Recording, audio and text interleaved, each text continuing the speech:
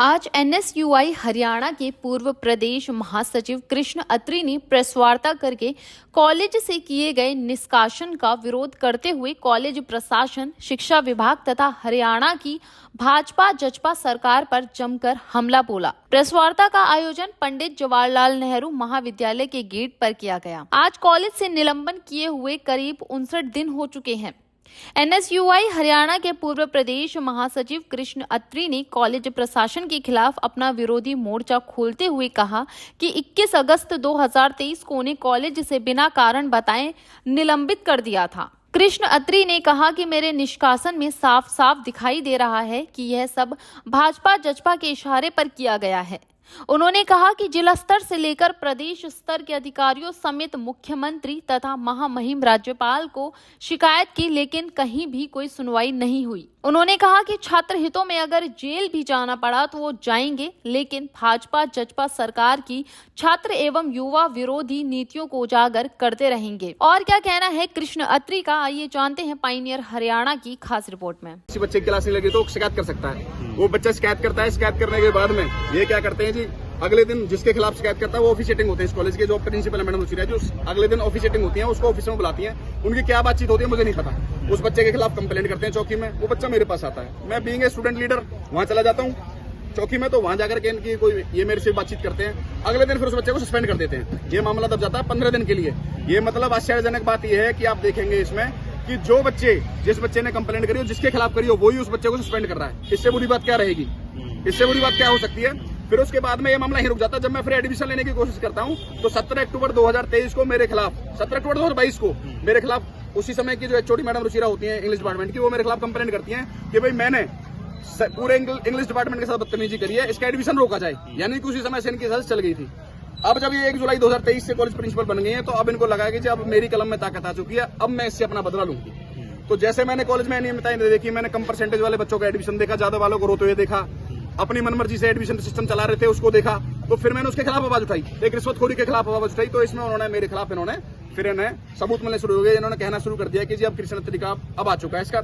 मैंने सुना कि अब इसको देखेंगे कैसे करता है, बताएंगे हम इसको।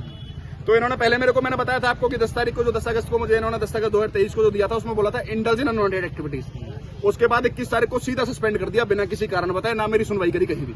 उसके बाद में जब इन्होंने मेरी सुनवाई नहीं करी थी तो मैंने क्या किया था, इनके खिलाफ कंप्लेंट करी थी। मैंने कहा जी मेरी सुनवाई नहीं हो रही। 4 सितंबर को मैंने इनके खिलाफ कंप्लेंट करी थी। 4 सितंबर को जो मैंने इनके खिलाफ कंप्लेंट करी थी वो करी थी मैंने डीएचओ फरीदाबाद को और डीसी फरीदाबाद दोनों को करी थी। इनके खिलाफ जो मैंने कंप्लेंट करी थी, उस कंप्लेंट में मैंने इनसे बोला था, मैंने कहा जी कॉलेज वाले तो मेरे साथ न्याय कर नहीं रहे, आप कोई कमेटी बनवा दो जो मेरे साथ न्याय कर दे। तो डीएचओ फरीदाबाद और डीसी फरीदाबाद के माध्यम से मैंने जो हरियाणा के राज्यपाल महोदय उनके लिए और जो उच्चतर शिक्षा विभाग के शिक्षा मंत्री उनके लिए, जो डीएचई के डायरेक्टर उनके लिए, जो एसीएस साहब हैं एजुकेशन विभाग के उनके लिए, और जो आपके वाइस चांसलर एमडीओ के उनके लिए मैंने ज्ञापन पत्र सौंपा था। मैंने कहा जी मेरे को ये ऐसे करके इस पे कार्रवाई करवाइए। उसके बाद में जब ये नहीं माने तो फिर मैंने इनके फिर दोबारा से मैंने वही एप्लीकेशन को अलग अलग अपने मेल आईडी से उनको मेल किया। आनंद मोहन सरन जी को भी, शिक्षा मंत्री जी को भी, राज्यपाल महोदय जी को भी, वाइस चांसलर जी, सबको करा मैंने उसको। तब जाकर के इन्होंने मेरे पास में एक लेटर आता है जिसके लिए 11 सितंबर को मेरे पास एक लेटर आता है। उसमें ये कहते हैं कि जब कॉलेज में आओ अब अपना पक्ष रखो। 2 घंटे वो मीटिंग चलती है। 2 घंटे मीटिंग में वो सिर्फ मेरे को झूठ मतलब यही करार करने लगे, जो आरोप आप पे लगा रखे हैं वो झूठे मतलब सही है, आप माफी मांगो। 2 घंटे मीटिंग चलती है, 8 लोग सामने मीटिंग में होते हैं, अकेला सामने से मैं होता हूँ और कोई निष्कर्ष नहीं निकलता। फिर 29 सितंबर 2023 को एसीएस जी आते हैं कॉलेज के अंदर, कोई प्रोग्राम होता है, एसीएस श्री आनंद मोहन सरन जी आते हैं, कोई प्रोग्राम होता है, उस प्रोग्राम के तहत आते हैं, मैं उनसे ज्ञापन देता हूँ। आश्चर्यजनक बात ये रही, मैं बाहर खड़ा हुआ था, मैं बाहर मिलना चाहता था उनसे, लेकिन जब ये पुलिस को बात पता चली तो पुलिस ने ये कहा जी हम अंदर ले चलते हैं आपको, अंदर ऐसे मत करो अधिकारी आदमी। चलो जी कोई बात नहीं, मुझे तो कोई परेशानी नहीं, मुझे तो अपनी मांग रखनी है, कहीं रखवा लो। मैं गया अंदर, जाने के बाद में वहां पे बहुत बढ़िया तरीके से 1 या 2 मिनट की बात रही होगी हमारी, मैंने अपनी समस्या बता दी, सारा काम हो गया। लेकिन उसके बावजूद क्या होता है, उसमें जब मुझे 3 तारीख को एक लेटर मिलता है, 3 तारीख को मुझे लेटर में बोला जाता है कि जी आपने दोबारा से मिसबिहेव किया है और आपने फॉल्स एलिगेशन लगाए कॉलेज के ऊपर और आपने एसीएस साहब की कमेटी और रोकी गाड़ी, तो आप आकर के कल आकर के 4 तारीख को आकर 4 अक्टूबर को आकर के कॉलेज में माफी मांग लो। जो आरोप जो गुनाह मैंने कर नहीं रखा मैं उसके लिए माफी कैसे मांग लूंगा? मेरी तो फ्रूटफुली मुलाकात हुई थी उनसे, मैंने तो बड़े आराम से और पुलिस की कस्टडी में हुई थी, तो मैं कैसे माफी मांग लूंगा? जब मैं 4 तारीख को मीटिंग कमेटी के सामने गया तो 7 लोग मौजूद थे उस दिन, 8 नहीं थे, 7 लोग थे। 7 लोगों ने सिर्फ मेरे से एक ही बात कहा, जो आरोप है ये सही है। मैंने कहा जी एसीएस की गाड़ी कहाँ रोके, कुछ दिखाओ तो सही, और रोके तो कोई शिकायत हो आपके पास में, वो शिकायत दो मुझे। वो शिकायत कहाँ है वो मुझे दो। मैंने कहा वो मुझे शिकायत दे दो सारी की सारी, कहाँ है वो शिकायत? वो शिकायत नहीं दी इन्होंने मुझे। बड़ा मेरे पे आरोप लगा रहे हो आप, इतना बड़ा मेरे पे आरोप लगा रहे हो, लेकिन उस आरोप में भी आप ये कह रहे हो कि हमारे पास प्रूफ नहीं है, हमारे पास कोई शिकायत नहीं है, फिर आप कैसे मेरे ऊपर आरोप लगा सकते हो? फिर मैं 3 तारीख को उसी दिन मैं एक कंप्लेंट लिखता हूँ। मैंने कहा जी कुछ अधिकारियों की मीटिंग, डीएचओ को लिखता हूँ। फिर दोबारा से मैंने कहा जी आप अपनी देख रेख में कुछ अधिकारियों की बैटिंग, मतलब एक वो बना दो, कमेटी बना दो जो मेरे इस मामले पर सुनवाई कर दे, जो मेरा न्याय दे दे।